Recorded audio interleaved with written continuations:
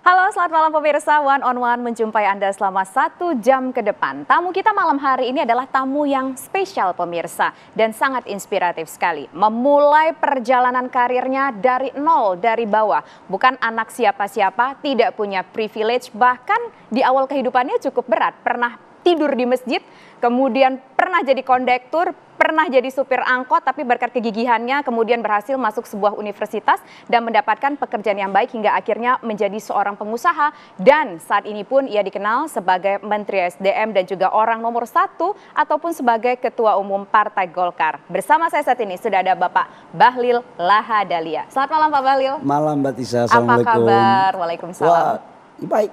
Baik dan sangat baik banget ya Pak ya, karena saya dapat kabar katanya hari ini Pak Bahlil baru saja menyelesaikan sidang program doktoralnya di bidang hilirisasi. Betul ya Pak? Cerita Tadi dong Pak. Memang sejak saya di Kementerian Investasi, karena berbicara tentang hilirisasi, saya pikir belum ada sebuah sistem by design tentang hilirisasi. Jadi saya kuliah di UI, ambil S3 di UI. Dan alhamdulillah tadi saya ujian tertutup selesai. Jadi saya membuat disertasi saya tentang kebijakan, kelembagaan dan tata kelola hilirisasi nikel yang berkeadilan dan berkelanjutan. Jadi ada SDGs-nya juga. Dan alhamdulillah tadi udah selesai dan ya cukup, ya namanya UI ya. Enggak ada yang gampang. Berapa tahun Pak?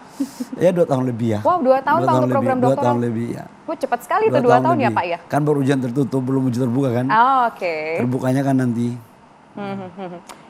Dan katanya Bapak orang pertama merupakan doktor yang mengambil topik hilirisasi ini. Saya nggak tahu ya, saya nggak tahu. Tapi belum banyak, bahkan sedikit untuk mengambil hilirisasi tentang nikel. Karena itu bicara tentang tata kelola. Andaikan pun ada, itu skopnya nasional. Jadi untuk mengambil skop sampai detail, sampai di tingkat kabupaten dan provinsi, saya rasa sih belum banyak ya. Karena saya mencari beberapa referensi tentang orang yang sudah melakukan tentang hilirisasi nikel, itu belum saya temukan.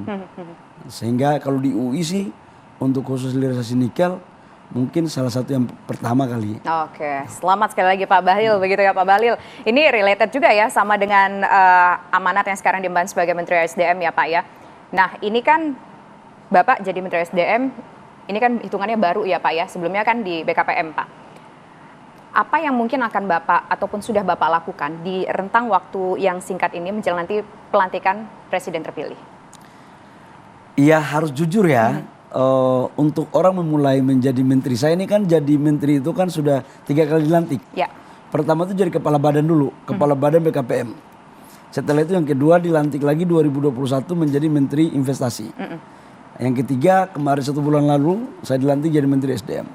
Yang namanya baru 1 bulan kita masuk itu biasanya belanja masalah dan ingin tahu tentang kondisi internal di institusi di mana kita pimpin.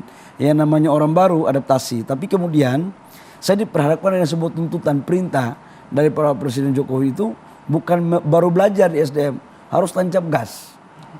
Karena saya melanjutkan apa yang sudah dilakukan oleh pemimpin terdahulu, Pak Arifin, yang sudah baik, saya lanjutkan. Tapi kalau yang belum, maka kita melakukan perbaikan. Nah, apa yang kita lakukan pertama adalah target Pak Presiden Jokowi itu dengan Pak Presiden terpilih Pak Prabowo harus melakukan penataan sistem tata kelola perizinan. Yang kedua adalah lifting minyak. Minyak kita ini kan sekarang lifting kita tinggal 600.000. Bayangkan sekarang konsumsi kita 1.500.000 sampai 1.600.000 barel per day.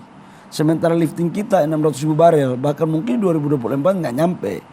Berarti kita impor kurang lebih sekitar 1 juta barel per day. Maka target saya ke depan itu adalah melakukan penataan agar lifting kita tidak boleh terlalu turun. Harus tetap pada kondisi yang kalau tidak ada gerakan itu turunnya bisa 15%. Nah yang kedua adalah bagaimana kita mengidentifikasi sumur-sumur yang idle. Yang ketiga adalah sumur-sumur yang ada itu harus diintervensi lewat teknologi agar produktivitasnya bisa naik. Contoh salah satu diantaranya EOR di Riau itu akan dilakukan seperti itu dengan Pertamina. Nah, di samping itu memang kita harus mampu melakukan percepatan perizinan. Orang membangun izin eksplorasi minyak dan gas itu butuh 300 lebih izin. bayangkan kalau izinnya 1 hari 1 tahun baru urus izin 1.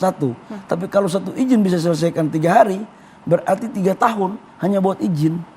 Jadi bayangkan ketidakefektivitas kita dalam melakukan penataan terhadap hulu migas. Itu satu. Yang kedua, kita juga punya target untuk bagaimana mendorong energi baru terbarukan. Kita kan sudah melakukan defisit terhadap EBT kita. Yang harusnya sudah 23% di tahun ini, kita masih kurang lebih sekitar 8,1 gigawatt. Kurang lebih sekitar 8.100 megawatt. Nah, itu sama dengan kurang lebih sekitar 8% kekurangan kita. Kemudian di Minerba, ya Mbak tahu sendiri karena banyak juga keluhan dari pengusaha, tapi perlahan-lahan kita mulai menata. Dan saya pikir ke depan kita harus mampu meningkatkan lifting, kita meningkatkan pendapatan PNBP kita. Di 2014 PNBP itu cuma kurang lebih sekitar 70 sampai 80 triliun. Sekarang PNBP kita sudah 170 triliun. Ya, SDM itu memberikan PNBP kepada negara plus dari hulu migas itu 300 sampai 350 triliun. Jadi cukup luar biasa sekali dan ini mampu menciptakan lapangan pekerjaan, kemudian meningkatkan pendapatan negara, kemudian mampu memberikan nilai tambah. Apalagi memang hulu daripada hilirisasi di sektor mineral batubara itu ada pada SDM. Jadi memang komprehensif lah. Jadi itu semua bisa dicapai dengan melakukan beberapa hal yang Bapak sebutkan tadi, termasuk juga soal perizinan yang harusnya dilakukan lebih mudah begitu ya Pak ya? Iya, sebenarnya di izinnya itu kan sudah lewat OSS, tapi kriterianya aja. Nah, iya. Jadi ini memang harus kita melakukan simplifikasi. Jujur aja SLA kita belum maksimal kok. Dan sekarang kita lakukan penataan untuk menuju kepada perbaikan. Memang di satu sisi harus kita juga memberikan kesadaran bagi pengusaha. Ya katakanlah harus yang datang mengurus izin itu harus direksinya dong. Atau staf yang mendapat mandat. Jangan lewat orang lain. Kalau lewat orang lain ya mutar-mutar jadinya kan.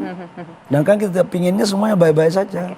Ada target yang harus diwujudkan, kemudian juga ada birokrasi yang ingin lebih dipercepat lagi, terutama untuk perizinan. Tapi apakah itu semua bisa tercapai hanya dalam waktu singkat Pak? Sekarang udah September, habis itu Oktober. Nah, apakah waktu itu cukup? Kayaknya nggak mungkin cukup. Atau jangan-jangan untuk meneruskan itu semua nanti Pak Bahlil yang jadi Menteri SDM selanjutnya?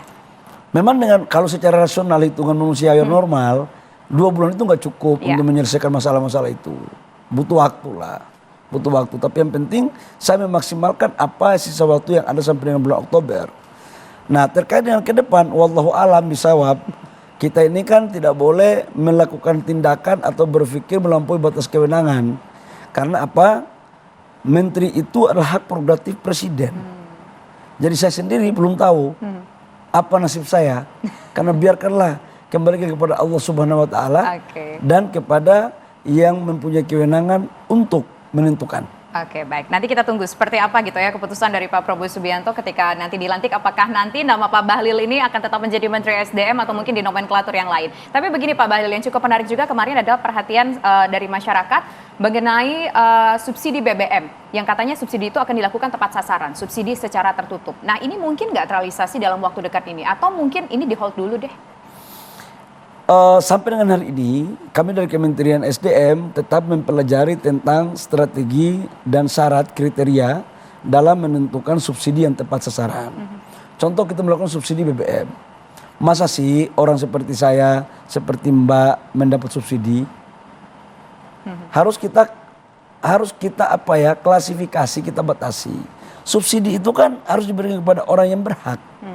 Siapa yang berhak? Adalah saudara-saudara kita yang golongan ekonominya menengah ke bawah. Yang menengah ke atas, ya janganlah memakai bahan bakar subsidi yang dibiayai sebagian oleh negara. Kan sudah gaji bagus, sekolah bagus, masa nggak malu? Masa orang mampu kita mengambil hak yang harusnya dikasih kepada saudara-saudara kita yang lebih berhak gitu loh. Kapan realisasi Pak Bahlil? Saya sebagai Menteri SDM berpandangan sampai dengan belum Oktober itu belum. Karena masih dalam kajian. Sampai dengan bulan Oktober belum. Berarti kemungkinan bukan sebelum pelantikan presiden yang baru. Diterjemahkan sendiri aja. pemirsa yang menerjemahkan begitu ya Pak Bahlil ya. Nah Pak Bahlil, ini juga ada sebuah informasi yang cukup menarik bahwa ada rencana ormas itu diperbolehkan untuk mengelola katakanlah tambang minyak ataupun mungkin sumber daya alam kita. Ini akan seperti apa pengelolaan tambang yang diberikan kepada ormas ini? Apakah betul nanti NU dan Muhammadiyah saja yang dapat atau mungkin semua nanti terbuka untuk siapapun ormas? Kalau yang tadi Mbak Tisi menyampaikan bahwa minyak, saya baru dengar dari Mbak ini. Tambang. Kalau tambang, PP-nya kan udah ada. Bahwa ormas keagamaan itu diberikan terhadap izin-izin PKP 2B, ex-relinquished daripada PKP 2B. Nah hasil relinquished itulah yang akan diserahkan kepada organisasi-organisasi masyarakat keagamaan. Seperti NU, Muhammadiyah, dan organisasi tidak hanya di Islam. Di semua agama, Kristen, Buddha, Hindu, itu akan diberikan opsi bagi yang mau. Karena ada juga yang nggak mau. Jadi negara tidak bisa juga memaksa bagi yang nggak mau. Nah sifatnya kan kita memberikan apa ya? Ya ini kan diberikan atas dasar aspirasi dari kelompok-kelompok masyarakat itu. Ketika Pak Jokowi ke daerah, memohon katanya kalau jangan dikasih tambang itu ke asing terus, jangan ke pengusaha besar terus, kami juga bisa. Begitu kita kasih kepada organisasi kemasyarakatan keagamaan. Yang baru mau mana Pak? Apakah NU sama Muhammadiyah NU, aja? Muhammadiyah ada beberapa juga sih. Tapi saya belum boleh ngomong lah yang sudah. Yang terrealisasi gimana Pak? Saya tuh pernah 3 minggu atau 2 minggu yang lalu berbincang dengan salah satu petinggi dari organisasi keislaman juga, datang juga ke One on One. Pada saat itu belum dapat informasinya, dia mengatakan pengen begitu ya, tapi belum dapat informasinya nih dari kementerian terkait. Kalau informasinya kan udah. Informasinya sudah dapat, tetapi belum dapat nih lampu hijaunya. Nah, enggak. Datang aja, insya Allah bisa kok. Oh, datang aja. Kalau memenuhi syarat kan oke. Kalau memenuhi syarat oke lah, gitu kan. Oke, baik. Insya Allah oke. Oke, insya Allah oke ya Pak ya. Baik, pemirsa, perbincangan akan kita lanjutkan. Tetaplah bersama kami di One on One.